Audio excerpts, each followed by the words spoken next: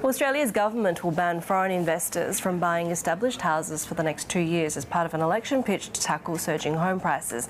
For more, let's bring Bloomberg's Paul Allen and Bloomberg Economics Australia and New Zealand economist James McIntyre.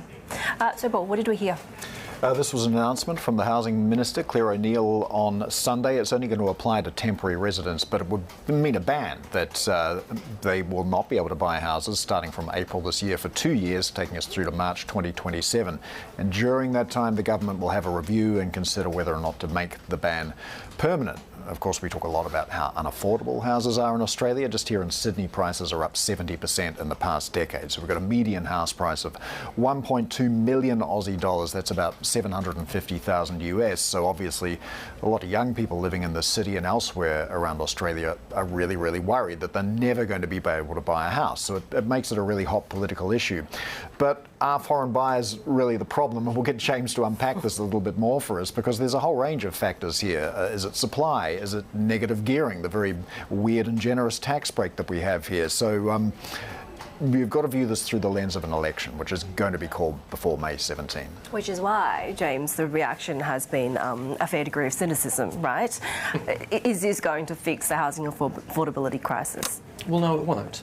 And that's just straight up. This is something for the electorate. You're targeting foreign buyers who were already severely constrained anyway. The only remaining ones that were able to buy established properties were those people that were here on temporary visas or were other visa classes and students. And so what we're doing is that we're only talking about the last year we have figures for about $5 billion worth of purchases. Really nothing. 2/3 of the foreign investors were buying new properties, and this is just going to shift another $5 billion of demand potentially into new properties, which is what the government would like to see from a supply side. It really won't do anything for prices in a big way. The only way the government's really going to get something done on the affordability of new housing is to bring down the cost of supplying new houses to the market and supply a lot of them, and this definitely won't do that. So, James, also, wherein property prices are already falling in some cities, so can we just understand this as an election strategy at this point, just for show?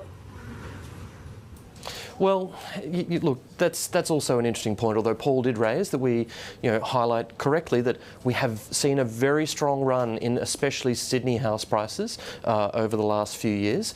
However, when it comes to Sydney and Melbourne, two cities where there is a more hotspots for international students and foreign investment, prices in these cities have actually been falling. Sydney over the last 4 months has recorded declines in house prices. Melbourne house prices have been falling for the better part of the past year or 18 months. So these are not housing markets where there's a lot of froth. That's some of Australia's other capital cities right now. But at the end of the day, we're not going to be taking a lot out of these markets as well. They're already quite weak.